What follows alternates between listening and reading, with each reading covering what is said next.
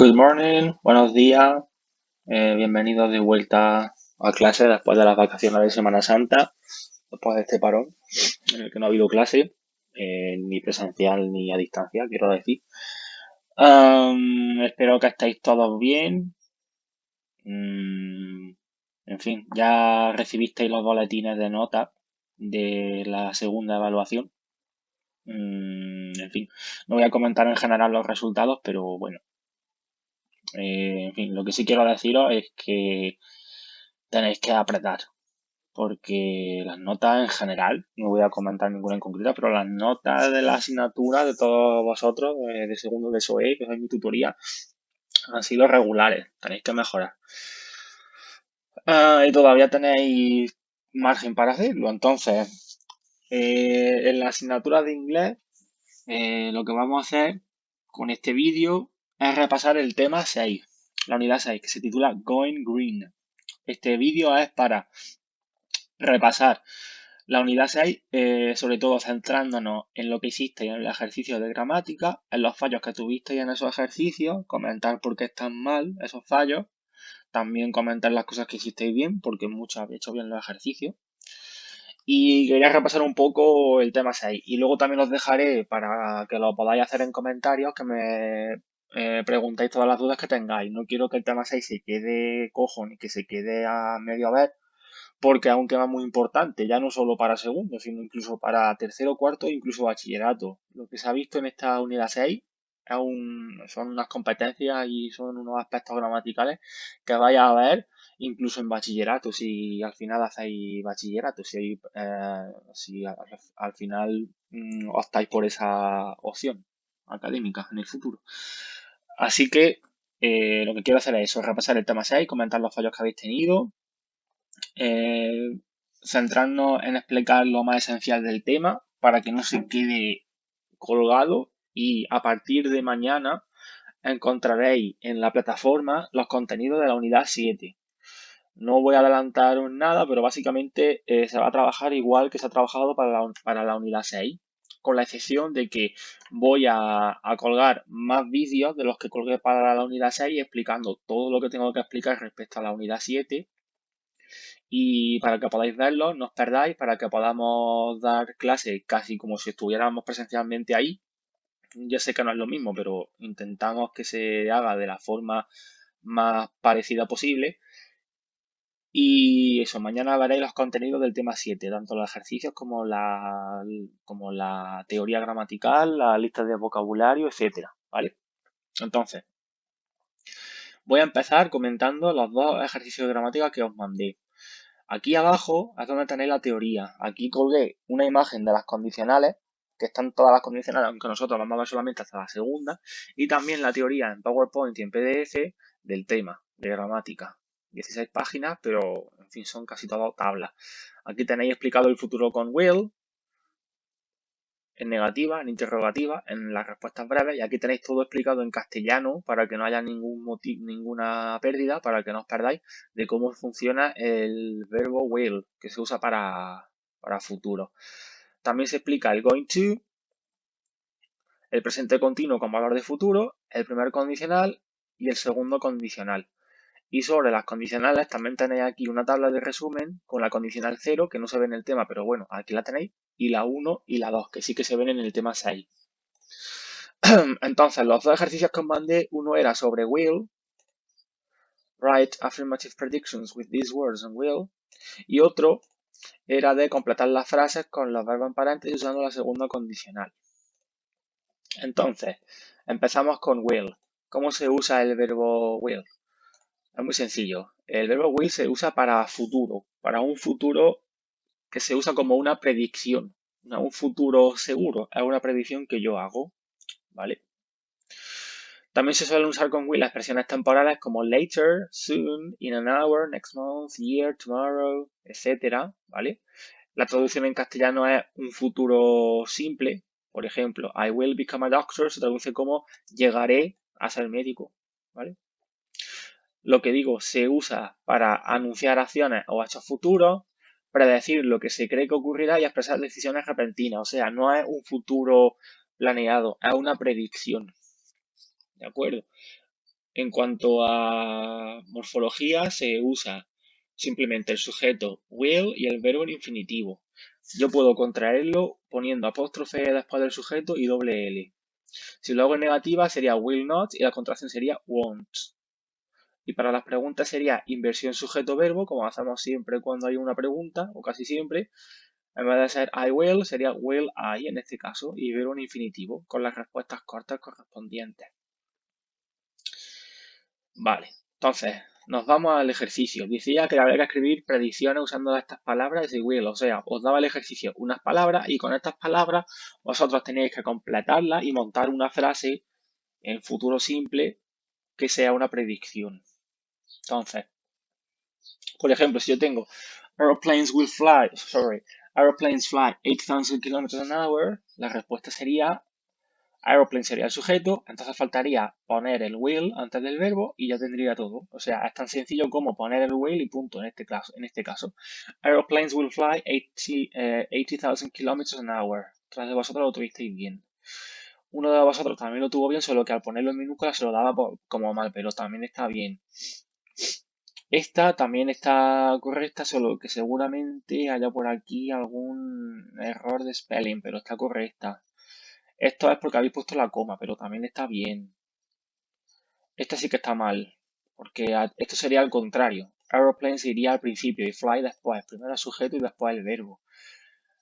Aquí falta el will. Aquí está en negativa y no te lo pedía en negativa, te lo pedía en principio en afirmativa. Aunque, como no especificaba, los que lo habéis puesto en negativa también os la doy por buena, ¿vale? Este tipo de ejercicio es un ejercicio muy cerrado. Por eso a muchos se os daba la respuesta como mal, pero en verdad es correcta, ¿vale? Es aceptable. Todas las preguntas, todas las respuestas que hay aquí son aceptables menos esta, que aquí falta todo, ¿vale?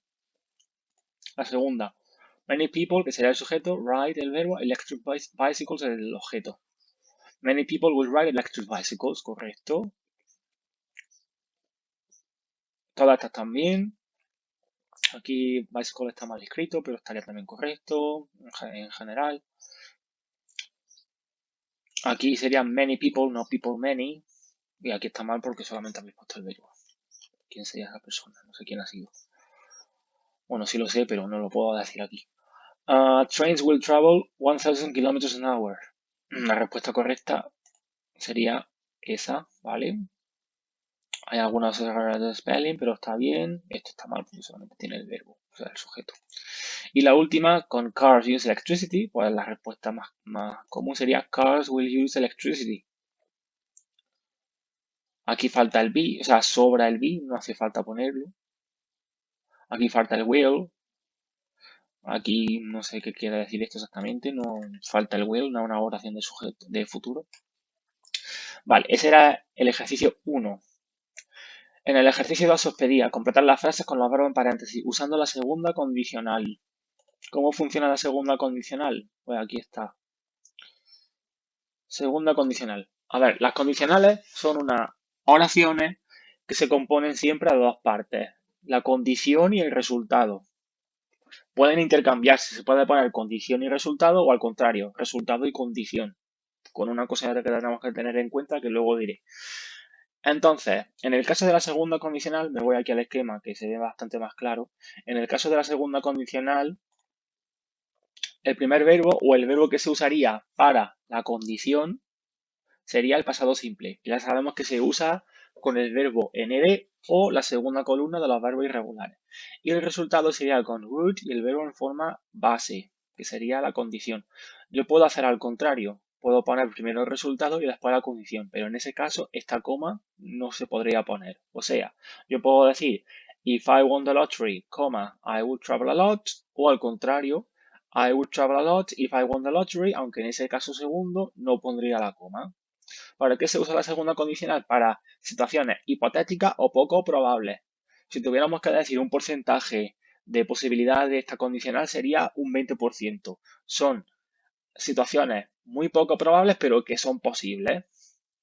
Mientras que la primera condicional, que se usa con el presente simple y con el futuro simple, es una posibilidad más fehaciente. O sea, una situación que se puede dar, que con más facilidad puede llevarse a cabo.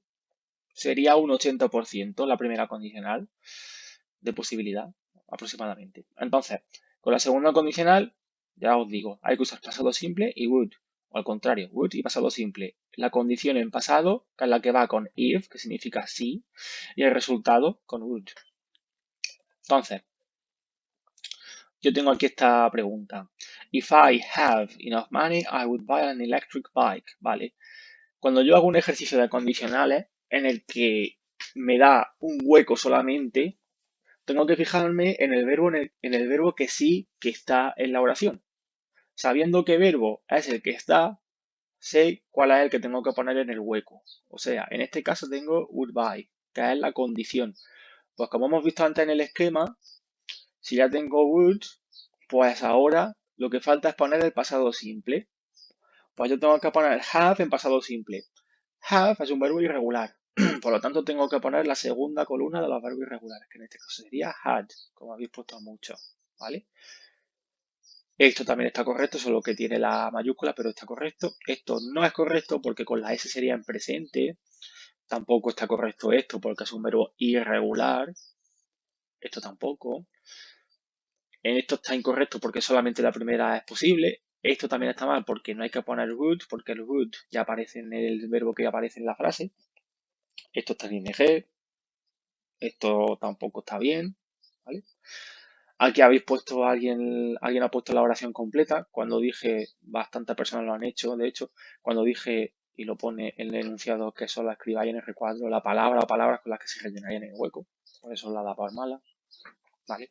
Si vosotros hacéis un ejercicio y os da el ejercicio como mal, al ser un ejercicio autocorregible hay dos opciones. Una, que lo hayáis puesto alguna mayúscula o alguna letra o haya bailado y por eso se os dé como mal. O dos, pero que en realidad esté correcto. O dos, que esté mal del tirón. Entonces, si el ejercicio os lo da como mal, echadle un vistazo porque seguramente algo hayáis hecho. Ya sea poner una mayúscula cuando no corresponda, poner una coma cuando no corresponda, o directamente habéis hecho lo que no se pedía en el ejercicio. It take a long time to travel into the city if there weren't an underground. ¿Vale? Por cierto, la pronunciación de esta palabra es where y esta es weren't, ¿vale? Esta E nunca se pronuncia, ni con afirmativa ni en negativa. Esta E es muda, sería where o weren't. Vale. Aquí, ¿qué tengo? Where, en negativo weren't, que es el pasado del verbo to be. En este caso en negativa. Entonces, pasado simple lo tengo ya. Tengo que poner el otro verbo con would. ¿Cómo pongo el verbo con would? Bueno, es muy fácil. Would y el verbo en infinitivo. Would take, como habéis puesto mucho. Esto no tiene sentido. A esto le falta el would. Esto está en pasado cuando el pasado ya está en la oración. No hace falta ponerlo. Esto está en infinitivo. Esto está en pasado. Esto está en ing. Todo esto está mal, ¿vale? Y aquí hay gente que lo ha puesto entero. Tenéis que leer muy bien los enunciados. Aquí y sobre todo en los exámenes, pero aquí también, ¿vale? Si yo hago el ejercicio del tirón y no me paro a leer el enunciado, ¿cómo sé lo que tengo que hacer? Imposible. Lo más posible es que lo haga mal. If my parents were millionaires, they travel around the world. ¿Vale? Aquí tengo where, otra vez pasado, por lo tanto aquí tengo que poner would y el verbo en infinitivo. Would travel. El sujeto sobra porque ya está puesto. Esto está en pasado otra vez, que no pedía pasado, pedía condicional porque el pasado ya está.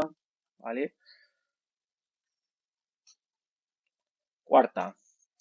If I be you, I wouldn't ride a motorbike. Vale, esta oración tiene un pequeño truco que me he dicho antes.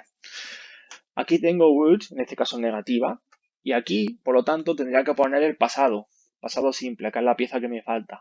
Entonces, cuando yo estoy usando la condicional en inglés, el pasado lógico del verbo to be con I sería I was. Pero cuando estoy haciendo una condicional también puedo poner I were. Tanto was como were son correctos, ¿vale? Entonces, aquí yo he puesto were, que es lo que habéis puesto mucho. Esto también está correcto.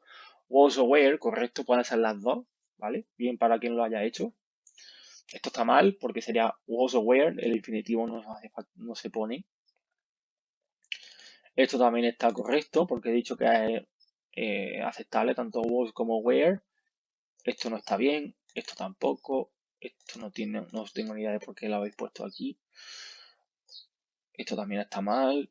Esta oración no tiene sentido. Pero 8 viene en presente. Esas están mal. Y la última. I get a motorboat if I lived near the sea. ¿Vale? Aquí que tengo pasado simple con ed. Tengo ed, sé que has pasado. Por lo tanto, la pieza que me falta es el would con el verbo. Entonces, la respuesta correcta sería would get.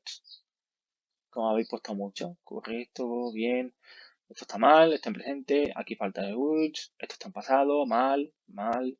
Participio mal, used to. No sé por qué ponéis used to aquí, mal. Esto no tiene sentido. Sería al contrario aquí. ING tampoco está bien.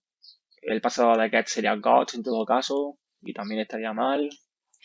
En fin, esos son los fallos que habéis tenido en los dos ejercicios de gramática que os puse. Los de vocabulario no los voy a comentar porque, en fin, es solamente sabéis el vocabulario. Aquí tenéis la lista de vocabulario si tenéis alguna duda, ¿vale? Por cierto, si entráis en el enlace, o sea, cuando yo pongo el vocabulario tenéis el archivo en PDF y también tenéis un enlace. Si entráis en el enlace, podéis practicar con el vocabulario.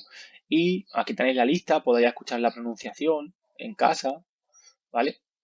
Es muy útil. Esto es Quizlet, que es la herramienta que usamos siempre en clase para aprender el vocabulario, y también podéis incluso hacer los juegos de combinar y de gravedad que muchas veces usamos en clase, ¿vale?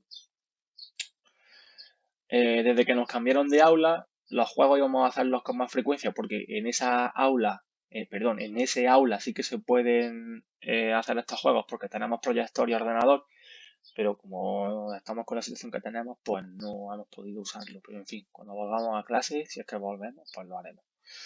Am, y nada, eso es lo que os quería comentar. Entonces, repasar los fallos que habéis tenido en los ejercicios de gramática, sobre todo, y estar atentos en la plataforma porque esta tarde o mañana, lo más posible mañana, colgaré los materiales del tema 7 y vamos a trabajar de la misma forma que con el tema 6, con la excepción de que, además de colgar los materiales, voy a colgar algunos vídeos explicando todo paso por paso de cómo se hace la unidad 7. O sea, cómo se hace en el sentido de que voy a explicar el contenido, no solamente entregando documentación y entregando archivos, sino también que os voy a explicarlo yo de viva voz con un vídeo, ¿vale? Como si estuviéramos en clase. Así que cualquier duda que tengáis, dejádmela en comentarios y seguimos mañana. Venga, see you around.